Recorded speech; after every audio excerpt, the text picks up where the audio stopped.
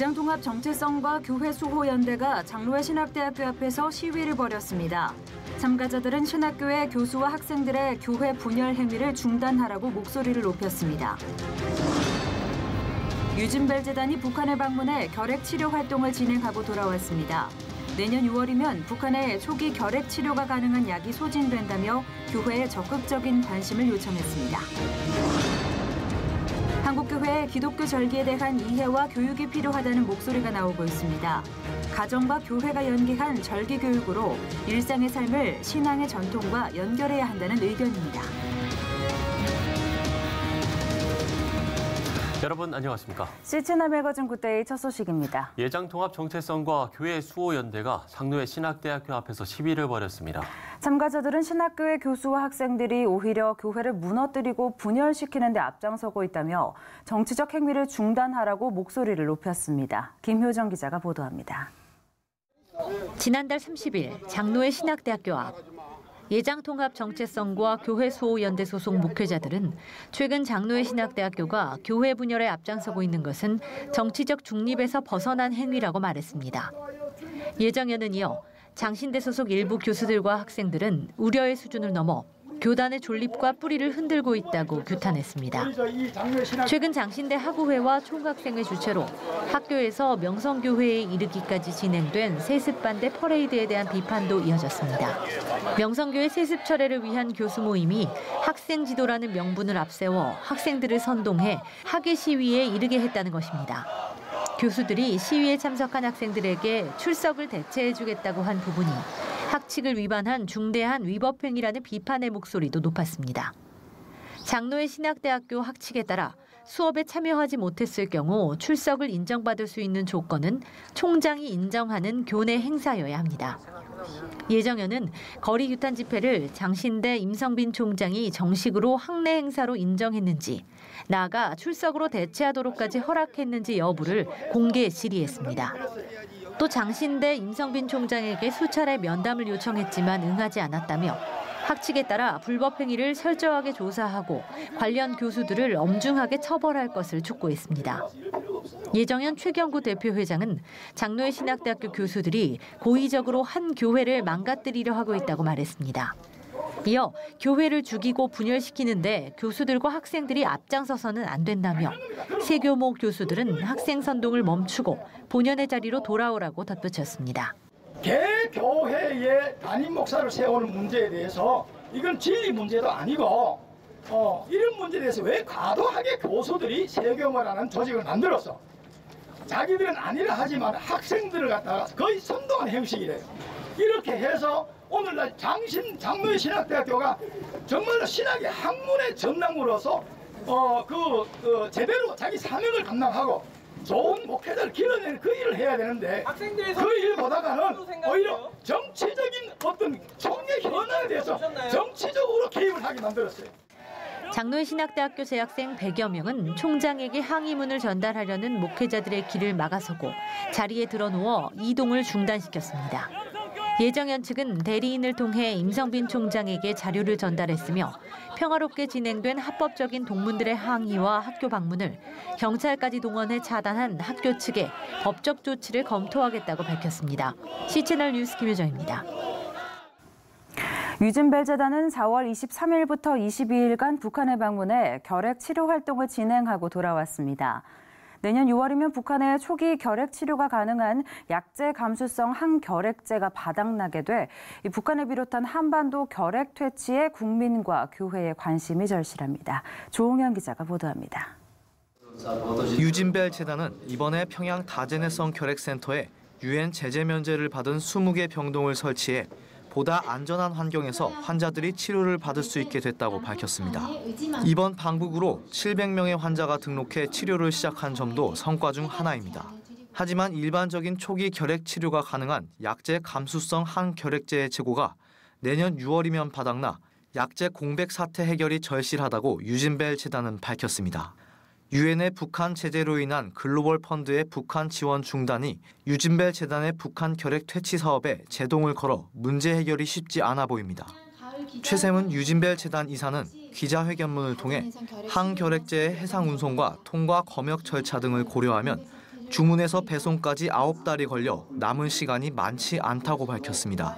최세문 이사는 남북한의 교류 협력은 제재로부터 자유롭고 지원도 받을 수 있는 결핵 사업으로부터 시작해야 한다면서 국제사회에 의존했던 한반도 결핵 문제를 남북한이 자주적으로 해결한다는 의지를 보여야 한다고 강조했습니다.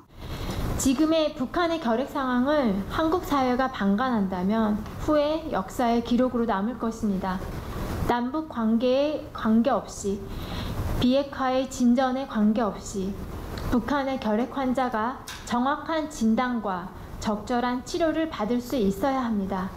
진단과 치료약이 부족한 이 참사를 막기 위한 대비를 한민족으로서 해야 한다고 한국 사회에 호소하는 바입니다. 유진벨 재단은 북한 지원에 당장 시급한 문제를 해결하는 응급 지원보다 건설 사업 등 눈에 더 잘 들어오는 개발 지원에 주로 편중되는 양상을 지적했습니다. 또 결핵 사업이 남북과 북미의 정치 분위기에 물려 지원이 불안정해지거나 지원의 조건이 붙는 등의 문제는 적절치 않다고 밝혔습니다. 스티븐 린튼 유진벨 재단 회장은 한반도 결핵 퇴치를 위한 협력을 위해서 남북한의 정치적 이해와 무관한 결핵 전용 통로를 확보해야 한다고 강조했습니다.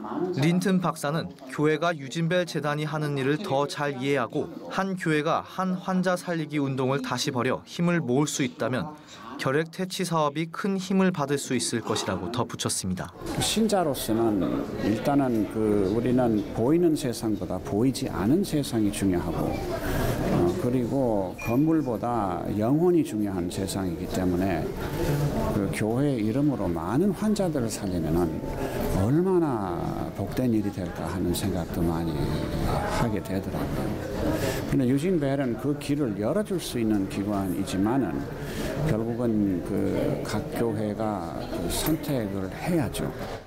세계적인 제재 속에 갇혀 더욱 폐쇄돼 버린 북한 사회의 현실. 북한에서는 매년 16,000명이 결핵으로 사망하고 있습니다. 북한의 핵 개발 중단과 정치 구조의 변화도 절박하지만 북한 주민들의 생명이 걸려있는 결핵 퇴치 문제는 유진벨 재단이 포기할 수 없는 중대 사업입니다. 유진벨 재단은 의약품과 진단 장비 등의 분배 투명성이 높고 다른 사업으로 전이될 위험이 현저히 낮은 결핵 사업에 남북의 협력적인 노력을 요청하고 있습니다. G채널 뉴스 조홍현입니다. 제7대 총신대학교 총장 이재서 박사 취임 감사회와 취임식이 지난달 30일 오전 총신대 사당 캠퍼스 종합관 대강당에서 진행됐습니다. 이재서 신임 총장은 총신대는 학생과 직원, 교수들의 희생과 눈물겨운 노력으로 아픈 과거를 떨쳐버리고 새로운 미래를 향한 역사적 출발선에 서게 됐다면서 신실하신 하나님의 도우심을 의지하고 힘차게 나아갈 거라고 말했습니다. 취임 감사 예배는 이승희 총회장의 설교와 김종준 부총회장의 축도로 드려졌습니다. 하늘의 소리를 들으라는 제목으로 설교한 이승희 목사는 하나님의 원하심과 뜻이 무엇인지 하늘의 소리를 들어야 한다면서 이재서 신임 총장이 하나님의 의를 이루도록 기도하자고 메시지를 전했습니다. 비영리단체 목회데이터 연구소가 한국교회 목회자를 위한 다양한 통계 자료를 제공하겠다는 취지로 지난달 30일 문을 열었습니다. 지용근 목회데이터 연구소 대표는 목회자들이 주관적 판단을 가지고 설교를 할 수도 있지만 정확한 데이터를 보면서 균형적인 시각을 갖고 설교를 준비한다면 목회에 더욱 힘을 낼 수 있을 거라고 밝혔습니다. 목회데이터 연구소는 사회 통계와 기독교 통계, 빅데이터 등의 분석을 통해 매주 이슈에 대한 정보를 제공하면서 한국 사회와 교회 환경 변화 이해를 위한 오프라인 포럼도 운영할 계획이라고 밝혔습니다. 2019 미래 청년 컨퍼런스가 한국교회 교단장 회의와 연세대, 국민일보 공동 주관으로 오는 28일 연세대 100주년 기념관에서 개최됩니다. 한국교회 교단장 회의의 이영훈 목사는 지난달 30일 열린 협약식에서 최악의 실업률로 청년들이 고통받고 있다면서 교회와 언론, 학교가 힘을 모아 청년들에게 희망의 시대를 열어주기 위해 행사를 마련했다고 밝혔습니다. 선착순 500명이 참석할 수 있는 이번 행사에서는 세계를 무대로 활동하고 있는 기업가들의 창업 노하우 코칭과 함께 뇌인지 적성 검사를 통한 개인 맞춤별 진로 상담이 진행될 예정입니다.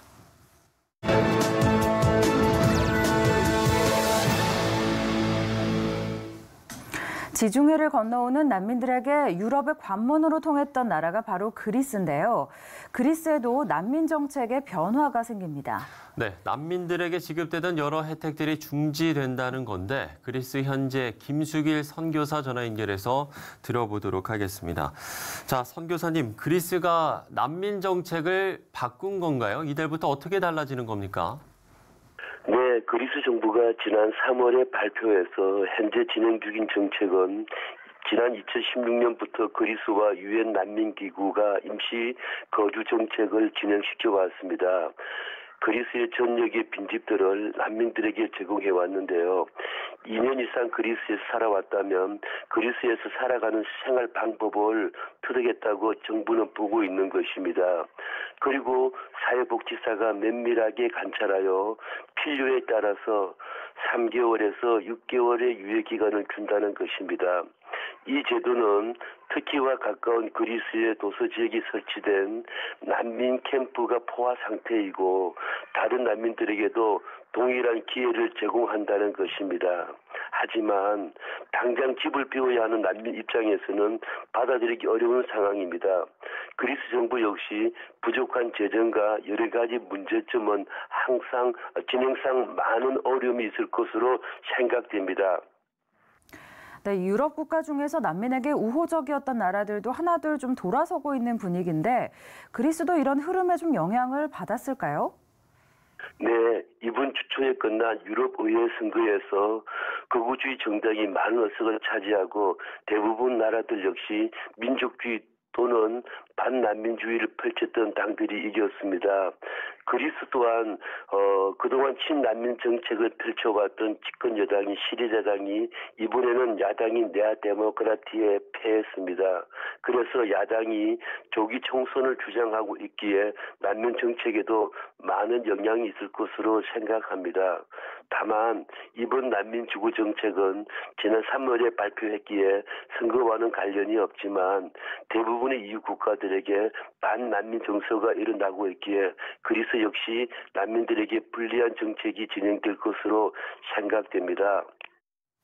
지금도 여전히 난민들은 지중해를 건너고 있다고 전해지고 있는데 이후 난민들은 더욱 어려운 상황이 될 것 같습니다. 어떻게 보시나요? 네, 지금도 꾸준히 지중해와 그리스 특히 국경을 넘어서 그리스로 돌아오는 난민들이 있습니다. 문제는 난민 캠프에 수용되어지면은 강제 송환이 될 것으로 알고 있기에 많은 수의 난민들은 거리에서 노숙자로 생활하는 것입니다. 그러다 보니까 이들은 범죄에 노출되고 때로는 범죄에 이용되기도 합니다.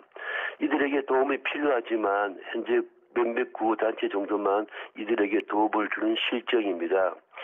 구호단체나 NGO 등이 없어야 난민들이 오는 것이 줄어들 것이라고 믿는 정부 역시 이들 단체에게도 호의적이지는 않습니다. 현재 종교단체나 교회 역시 난민 문제를 오랜 시간 고민해왔기에 큰 도움이 못 되고 있습니다. 난민 문제를 해결하는 것은 시리아 내전이 완전히 끝나고 난민들은 그들의 고향으로 돌아갈 때에 이 문제는 해결될 것으로 생각합니다. 그래서 시리아를 위해서 기도해 주실 것은 그들에게 증오가 사라지고 이해관계 국가들이 자신의 이해보다는 시리아 난민들을 생각하도록 기도해 주십시오. 그리고 난민 생활이 힘든 이들이 주님을 만나는 귀한 기회가 되도록 기도를 부탁드립니다. 그리고 돌아가서도 신앙생활을 할 수 있도록 그리고 신앙생활을 잘 할 수 있도록 그들을 위해서 기도해 주시기 바랍니다. 네, 난민 문제는 이제 어느 나라나 인도적인 지원을 넘어서 정치화되어 가고 있는데요. 난민 발생을 막을 수 있는 최선의 길은 바로 난민들이 떠나온 곳에 평화가 만들어져야 하는 것일 겁니다. 분쟁이 멈추고 평화가 이루어지기를 기도하겠습니다. 네, 그리스 김수길 선교사와 이야기 나눠봤습니다. 자, 앞서 이야기가 나온 것처럼 난민들에게 도움을 주는 구호기관들은 달갑지 않아 하는 국가들이 많아지고 있는데 미국으로 향하는 중남미 이민자들의 상황도 마찬가지입니다. 구호 물품으로 돕는 이들이 있는가 하면 아무리 선행이지만 이들의 불법 이주를 부추기는 게 과연 옳은가의 질문을 놓고 많은 사람들이 고민에 빠지기 시작했습니다. 그래서 얻은 결론이 있다고 하는데요. 멕시코에서 전해온 소식입니다. Honduras, Honduras, Honduras, Honduras. The massive caravan currently making its way north through Mexico is no isolated event. Immigrants from around the world have traveled this route for decades. Making the 1,400-mile trek is always a difficult and dangerous undertaking. It would be all but impossible if it weren't for some organizations that encourage and assist these travelers on their way. This most recent caravan has prompted many to ask about who is helping facilitate what's becoming one of the largest mass migrations in modern history. I interviewed some who were helping these Hondurans make it to the United States. Tortas, ya se dieron tamales en la mañana, café, pan. Venimos a apoyar a la iglesia primera del Nazareno de aquí de Huistla, en apoyo a todos los hermanos que vienen de Centroamérica, dándoles agua, comida, ropa y todo lo que ellos necesitan. Estamos para... Mexico recently elected a pro-migrant president, but the Mexican government is having trouble deciding how or even if they should help these migrants who have come into their country illegally. So I'm just outside of Tapachula in southern Mexico, and a group of migrants just walked by. They're behind the main group, but it's still a couple hundred people, and they were stopped by some immigration agents in several immigration vans, basically just encouraging them to take the legal steps necessary to declare asylum in Mexico. But the migrants didn't like that idea and they ran off. And so now the police and the immigration authorities are kind of standing around trying to figure out what to do. When the confrontation happened, another group of supporters showed up. A left-wing group committed to open borders and gun control called the Swedish Fellowship of Reconciliation stepped between the migrants and the Mexican police.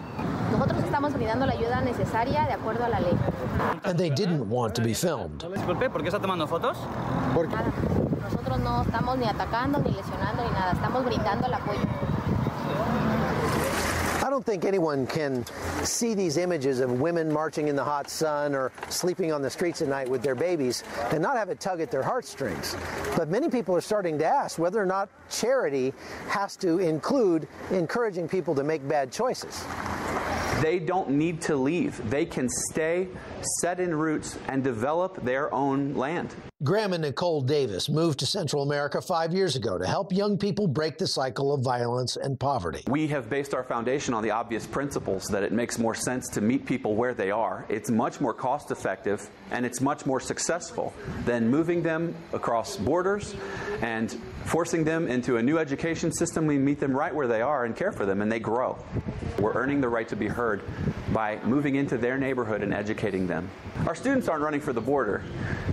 They see the value in being where they are and growing in leadership. The Advanced Project develops leaders in the developing world. That's what we do. Through mentoring, education, leadership, and the gospel, this family is making a difference by showing a young generation of Central Americans that they don't necessarily need the United States. What they need is Jesus.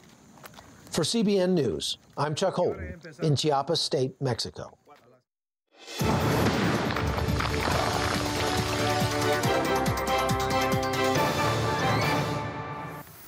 네, 북한 관련 소식으로 함께합니다. 숭실대학교 하충엽 교수 나오셨습니다. 교수님 안녕하십니까? 안녕하십니까? 안녕하세요. 네, 최근에 북한의 소식부터 먼저 짚어보겠습니다.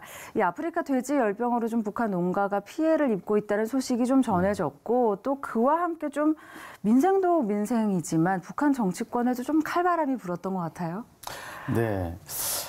북한이 2월 28일 하노이 회담 결렬 이후에 소위 엎친 데 겹친 격이라고 얘기하죠. 네. 유엔 제재가 심해지고 외부의 자본이 들어오지 않는 상태에서 경제적 어려움을 겪고 있는 북한의 아프리카 돼지 열병이 또 자강도에서 아시아의 5번째로 발병 신고가 됐고 네. 이것은 노동신문에서도 북한이 보도를 했습니다마는 우리 인간의 생명에는 큰 타격은 주진 않지만 북한 경제에 손실이 줄 수 있는 요인으로 노동신문에도 보도를 했어요. 중국에도 2개월 동안 2천만 달러의 손실을 가져다 준 무서운 열병이기 때문에 간단한 어려운 북한에 이러한 그 돼지 열병까지 오게 되어서 북한 당국도 어려울 것 같고 또 가뭄까지 지금 지속되고 있기 때문에 그야말로 말씀드린 것처럼 엎친 데 덮친 격이 되고 있다고 생각이 됩니다. 고통 중에 있죠. 또 고통만 있는 게 아니라 공포도 있는 것 같아요. 하노이 회담 결렬 이후에 우리 통전부, 통일전선부에 속해 있는 라인들이 많이 얼굴이 보이지 않고 물론 이제 김혁철은 아직도 얼굴이 보이지 않지만 김영철 그 당시 통전부 부장은 오늘 다시 공식 석상에 나왔다는 보도가 나와서 건재함을 드러냈고요. 그러나 이제 김혜성 또는 신혜영 통역을 맡았던 그런 분들은 아직까지 얼굴을 볼 수가 없는 것으로 보아 여러 가지 조치를 당하고 있다. 반면에 이제 외무성 라인, 미국의 그 협상을 긍정적으로 보지 않고 김정은 위원장에게 신중하게 접근할 것을 조심스럽게 제안했던 리용호나 최선희 같은 분은 오히려 좀 부각되는 그렇습니다. 분위기였죠. 예, 그러한 북한의 아주 희비가 극명하게 갈리는 것을 통해서 매우 관료들이 또다시 공포를 갖게 되는 그러한 것이 북한의 상황이 아닌가 그렇게 생각이 됩니다. 네, 뭐 미국 측에서도 지금 뭐 북한의 이런 집단 숙청설에 대해서 사실관계를 확인하고 있다고 하는데 일단은 좀 지켜봐야 될 것 같고요. 그런가 하면 그동안 김정은 위원장이 잠잠했었는데 이제 공식적인 또 행보가 또 나왔습니다. 어떤 의미일까요? 우리 시청자들도 기억하시는 분이 있겠습니다만 4월에 최고인민회의 때에 그 북한의 총리가 박봉주 총리가 바뀌고 김재룡 신임 총리가 발탁이 되면서 이것에 대한 해석이 나왔었습니다. 이 김재룡은 자강도 당 위원장을 맡았기 때문에 그 당시 자강도는 지금도 그렇지만요. 북한의 군수가 다 몰려있는 많은 군수가 몰려있는 자강도거든요. 그러니까 거기에 당위원장을 총리로 앉힌 것은 군수를 민수로 돌리는 인사 조치다 이렇게 해석이 나왔었습니다. 외부에 자본이 들어오지 않으니까 또 인민 생활은 어려워지니까 그러면 군수에 있는 걸 민수로 돌리는 그러한 인사다 했는데 요즘에 김정은 위원장이 한동안 안 나타나다가 자강도에서 나타났어요. 자강도의 군수 공장들을 시찰하는 것에서 나왔죠. 그리고 이제 평남 또 군수 공장에서 시찰하는 것이 나왔습니다. 이것은 곧 군수를 민수로 돌리는 그러한 행보라고 해석이 나왔고요. 이것은 예견된 대로 하노이 회담 이후 북한의 내부의 경제에 인민 생활에 많은 어려움을 겪고 불안 요인이 증폭되고 있다는 것을 반증하는 그러한 행보라고 해석을 할 수가 있겠습니다. 또 그런가 하면은 북한 미사일 문제 관련해서 미국에서는 계속해서 좀 엇박자가 나오고 있는 것 같아요. 트럼프 대통령과 정부 인사들이 계속 엇박자가 나오고 있는데 이런 문제는 좀 어떻게 풀어가야 될까요? 저는 허드슨 연구소에서 나온 분석이 일리가 있다 이렇게 생각이 됩니다. 미국은 북한의 비핵화라는 전략은 불변하고 흔들림이 없습니다. 단지 전술적 차원에서 기술적인 측면에서는 이것은 탄도 단거리 미사일로 기술적 측면에서는 계속 나오고 있고 또 볼턴 같은 고위 인사는 이러한 측면을 계속 보도하고 있는 것이고요. 트럼프 대통령은 외교적 측면에서 김정은 위원장에게 기회를 주고 있는 그러한 전술적 미국의 그 모습이라고 생각을 합니다. 허드슨 연구소에서 나온 것처럼 착한 경찰, 나쁜 경찰로 한쪽은 때리고 한쪽은 지켜 세우고 이러한 것은 전술적 외교지 전략, 미국이 갖고 있는 북한의 비핵화의 전략의 수정이 엇박자를 놓는 건 아니고 전술적 역할 분담이라고 해석해야 바람직할 것 같습니다. 그러니까 이게 엇박자인지 의도적인지 이런 부분들도 저희가 좀 생각을 해봐야 될 것 같습니다. 최근에 미일 정상회담이 있었고 뭐 여기서도 다양한 장면들이 좀 연출이 됐었는데 이 시점에 이제 일본이 몽골에서 북한을 만난다고 합니다. 여기는 어떤 의미라고 봐야 될까요? 일본과 북한의 관계는 참 미묘한 또 감정선도 있는데요. 네. 특별히 요번에 그 6월 초에 5일에 울란바토르에서 국제회의에서 아베가 조건 없는 북한과 일본의 정상회담을 제안한 것은 시기적으로는 트럼프 대통령과 만난 이후에 나왔다라는 점이 무엇인가 메시지가 있을 것이다라는 생각을 하고 있고요. 네. 또 이어서 이제 6월 28일에는 G20가 오스카에서 정상회담들이 있거든요. 예, 그렇죠. 또 내년 2020년도에는 도쿄올림픽도 있고. 네. 그래서 우리 남북 공동팀이 4개의 종목이 도쿄올림픽에 가기로 합의가 돼 있는 상황이거든요. 이거 역시도 일본으로서는 도쿄올림픽을 성공적으로 개최하는데 중요한 또 요인이라고 생각을 합니다. 더욱 중요한 것은 일본이 아직 북한에게 주지 않는 식민지 전후 배상금 100억 달러 이상이 걸려 있습니다. 이건 이제 경제 협력으로 풀이해서 지원하게 되는 것인데 이것은 일본에 있는 그 군수업체나 또는 건설업체들이 이 경제를 통해서 북한의 시장으로 확대하려고 하는 일본 기업들과 또 북한으로서는 지금 제재가 강화되는 이때에 아베와 트럼프의 만남 이후에 이렇게 정상회담을 제안하는 것을 볼 때 북한으로서도 지금 여러 가지의 전술적 지금 카드를 지금 다루고 있다. 이렇게 관측되는 것으로 예상을 할 수가 있습니다. 그래서 이것은 저희들이 계속 주지해 봐야 되고요. 우리나라도 일본의 식민지 또 전후 배상금을 받아서 산업화에 디딤돌이 된 그러한 경력이 있거든요. 네. 이제 북한에도 그러한 것을 지금 고려하고 있지 않겠는가 하는 생각을 해볼 수 있는 대목이라고 생각합니다. 네, 그렇군요. 자, 그런데 그런가 하면 좀 재미있는 조사가 나왔어요. 북한의 아시아 파워 지수가 16이다라는 그런 조사 결과인데 좀 북한의 외교력이 상승했다? 뭐 어떻게 좀 봐야 될까요? 예, 그 호주에서 발행하는 매년 그 아시아 파워 인덱스라는 거기에 작년에는 한국이 6위, 또 한국에는 7위였죠, 작년에. 그리고 북한이 17위였었고 또 미국은 늘 1위였고 네팔이 늘 25위를 차지하고 있는데 금년도에는 한 단계씩 상승됐습니다. 한국은 6위, 북한은 16위.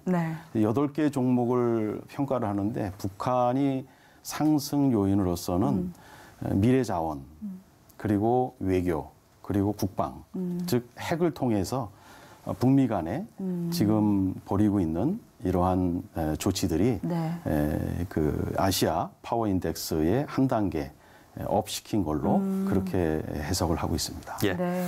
자, 교계 움직임을 조금 살펴보겠습니다. 북한의 밀가루와 쌀 지원 등의 이런 좀 대북 지원의 구체적인 내용들이 좀 나오고 있는 것 같습니다.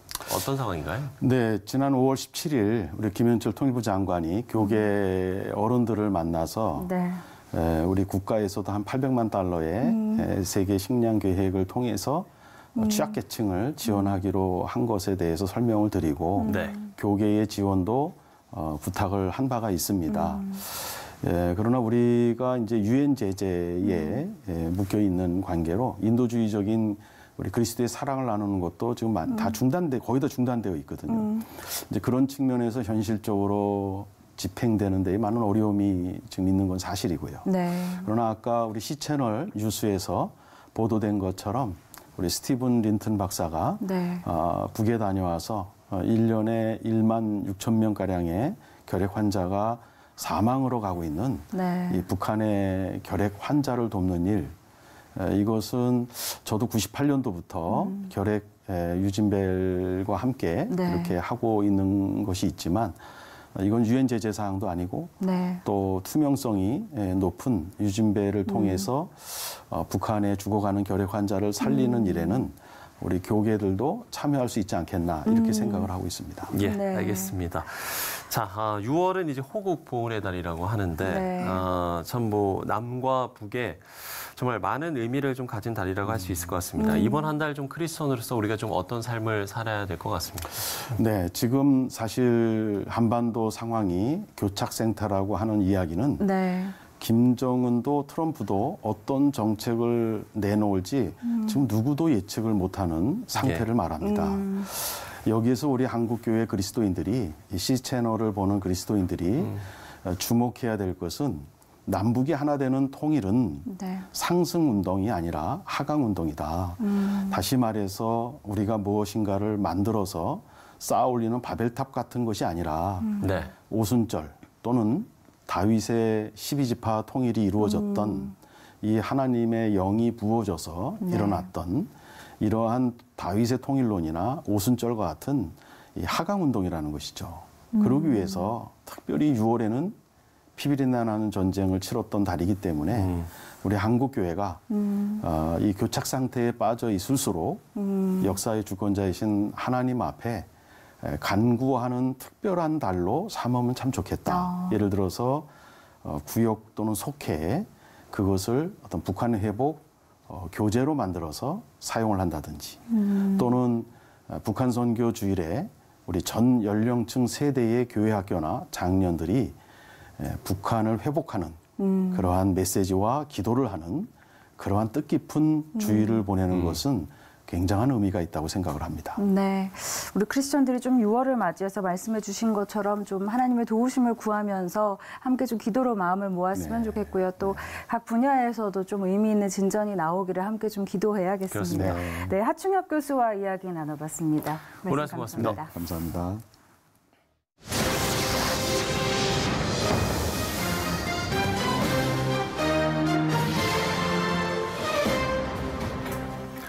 네, 한국교회 내 절기 교육이 부족하다는 이야기들이 많이 나오고 있습니다. 실제로 성도들 가운데 기독교 절기가 얼마나 되는지 또 어떤 의미가 있는지 구체적으로 알고 있는 분들은 많지 않은데요. 네, 그렇습니다. 이 6월 첫째 주일이 성령 강림 주일인데요. 이와 관련한 내용 알아보도록 하겠습니다.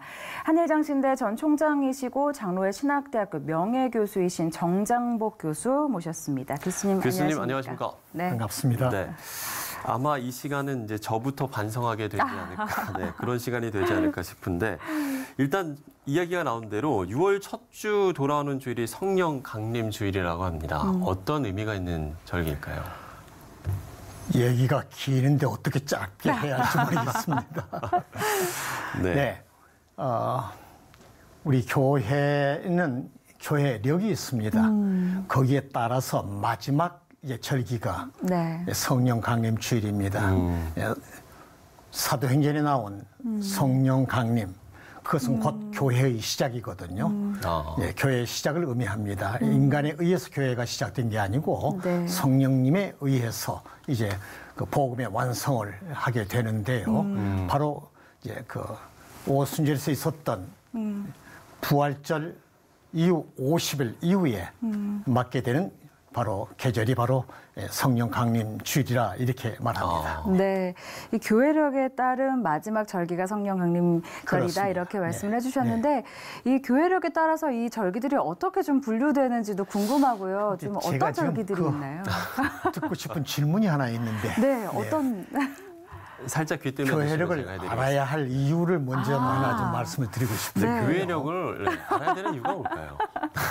예, 제가 어느 교회를 사순절에 십자가 주님의 순환을 생각하는 사순절에 방문을 했어요. 네. 했더니 찬송이 교동문이 네. 난데없는 부활절 교동문을 읽고 있었어요. 네. 그런데 또 찬송가는 오순절 성령이 오셨네 하는 네. 오순절 찬송을 뜨겁게 부르고 설교는 바로 그 11조 설교를 했어요. 전혀 맞지 않습니다. 그 사순절에 함께 교독해야 할 교동문이 따로 있고 그리고 그때 불러야 할 찬송이 따로 있고 그때 전해야 할 메시지가 따로 있는데 네. 교력을 모르면 그러한 우를 범하게 된다는 그런 얘기입니다. 네. 그래서 우리 교회력은 구약에 있을 때는 6월절에 비롯해서 7절 뭐 쭉 많이 있습니다. 그건 이스라엘 백성의 역사 속에 나타난 하나의 교회력을 지금도 모르신 분은 마치 오늘의 것으로 착각을 하고 있습니다. 그런데 지금 제가 말씀드리고자 하는 우리 교회력은 천주교를 포함해서 기독교가 현존하는 기독교가 예수 그리스도의 생애와 순환 모든 것이 거기에 초점을 맞춰가지고 제정한 겁니다. 그렇기 때문에 맨 먼저 이 교회력 날짜 제정은 12월 25일과 그리고 부활절 이 둘을 기점으로 해서 날짜 조정이 나옵니다. 부활절은 잘 아시는 대로 춘분 이후 만월 보름달이죠. 만월이 지난 다음에 첫 주를 부활주를 합니다. 그래 날짜로 확인한 게 아니고 거기에 그걸 보고서 이제 마치 우리 음력처럼 말입니다. 부활절 해가지고 그때부터 날짜가 정해지는데 성탄절 12월 25일은 그건 변함이 없습니다. 근데 그 성탄절보다 한 4주 전에 대림절 또는 대강절이 있습니다. 대강절에서는 성탄절에 오실 예수님을 맞이할 준비, 이 아기 예수님을 맞이한 준비로만 끝나면 의미가 없습니다. 장차 오실 재림하실 주님을 기다리고 준비하는 그런 기간으로 메시지가 나가면서 엄숙하게 지나게 됩니다. 그럼 12월 25일에서 1월 6일까지는 1월 5일까지가 이제 그 성탄절입니다. 그런데 1월 6일은 주현절이라 합니다. 주님이 나타나셨다. 주님의 공생애가 시작됐다. 이렇게 따지면 동방박사들이 예수님을 찾아온 날입니다. 바로 그날. 하나 잠깐 여담입니다만 정교회, 신학 정교회, 우리 기독교의 가장 원줄기입니다.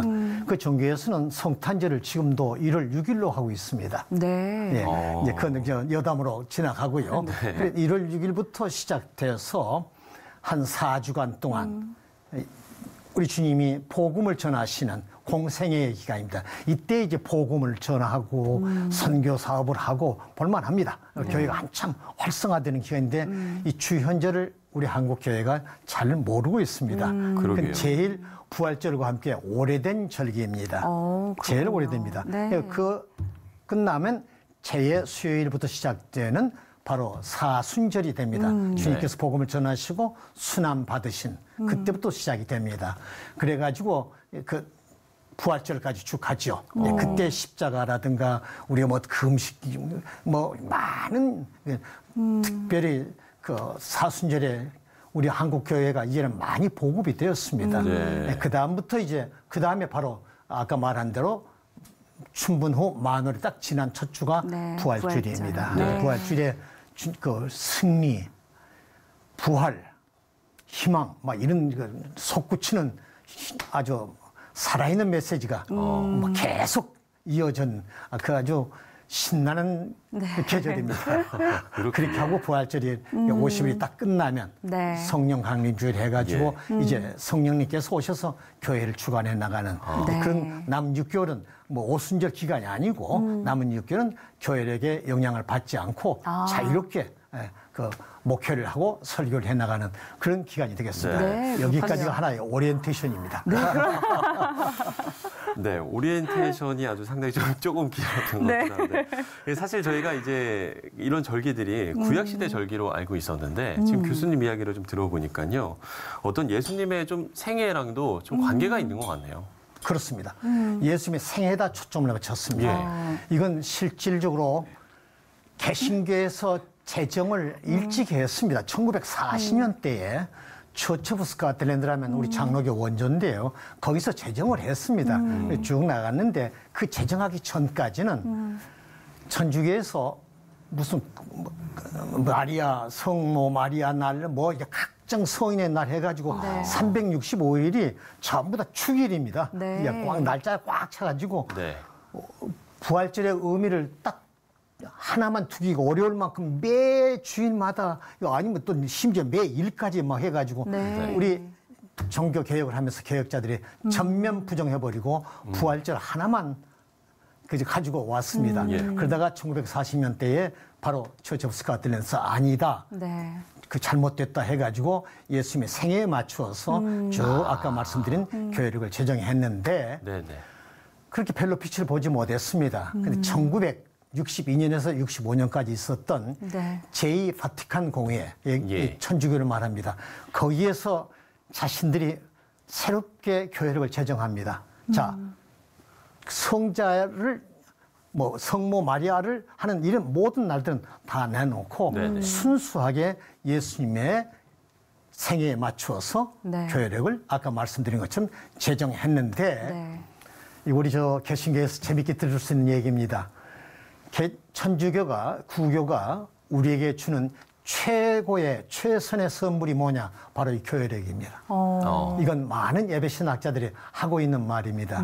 그러면 교회력으로 끝난 게 아니고 그 교회력에 맞추어서 성서 정과, 영어로는 렉셔너리를 합니다만 거기에 맞는 그 주일에 꼭 있어야 할 성경 구절을 구약의 말씀, 서신서의 말씀, 복음서의 말씀, 시편 해가지고 그걸 다 배정을 했습니다. 성소신학자들이 한 겁니다. 개인이 한 게 아닙니다. 많은 세계적인 신학자들이 모여가지고 쭉 그걸 해가지고 성서 정과를 합니다. 그것을 가지고 메시지를 구성하게 되면 동일한 날, 전 세계 하나님의 자녀들이 동일한 말씀을 듣게 되는 동일한 계절에 얼마나 의미가 깊은 그러한 그 교회력과 성서일과가 형성이 되어서 오늘 우리가 지키고 있습니다. 최고의 선물이라고 말씀을 해주셨는데 그렇기 때문에 한국 교회 내에서도 좀 이제는 좀 절기 교육을 체계적으로 그리고 충분히 할 필요성이 있을 것 같습니다. 어떻게 좀 이런 절기 교육이 이루어져야 된다고 보세요? 오면서 우리 진행자께서 틀림없이 이 질문을 할 것이다 생각을 했습니다. 저도 꼭 이 질문을 우리 한국 교회가 시작할 때는 교회 절기 같은 거 필요성을 느끼지 못했습니다. 그저 기도하고 성경 읽고 예배하고 심플했지요. 그러나 이제 우리가 성장과 성숙을 하니까 이제 철이 드니까 이제 전 세계 교회를 이제 우러러보고 또 쳐다보고 어떤 보조를 맞출 수 있는 우리 한국 교회가 쑥 올라와 있습니다. 올라와 있는데 아까 말씀드린 교회력이나 성서일과 분야에는 너무 저 뒤에 머물고 있었습니다. 없었습니다.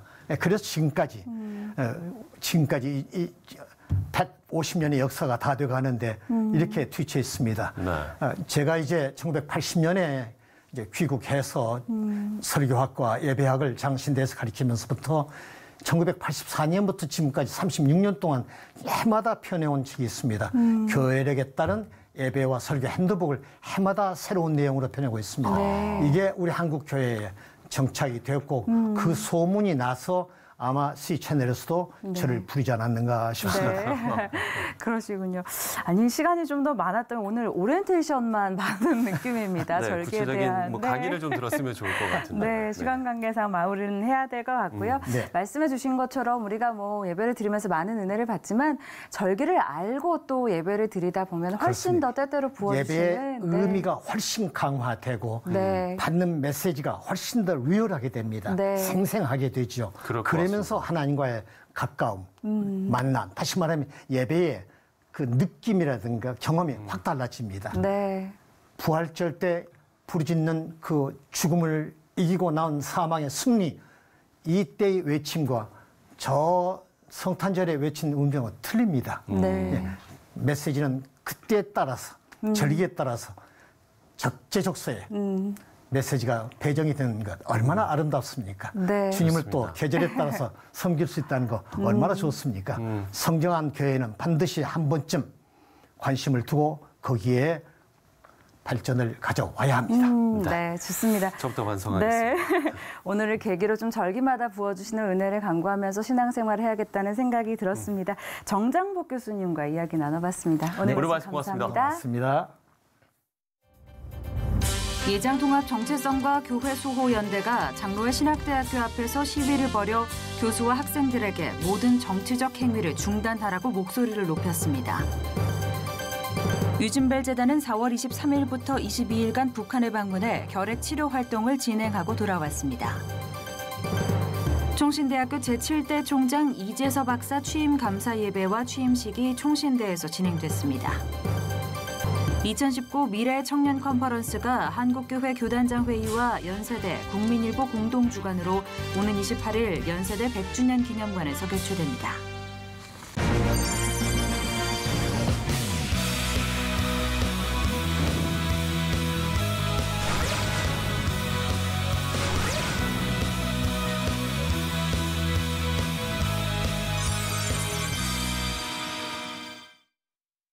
네, 헝가리 유람선 사고 실종자 수색이 오늘도 이어졌습니다. 실종자들을 찾는 가족들의 마음은 안타깝기만 한데요. 네, 가장 안타까운 인명사고에 성급하게 보험금 문제를 다루는 등 적절치 않은 언론 보도가 비판을 받았습니다. 우리 사회의 가치의 판단 기준, 제대로 서 있는지 다시 한번 돌아봐야 될 것 같습니다. 시채널 매거진 굿데이 오늘 순서는 여기까지입니다. 시청해주신 여러분 고맙습니다.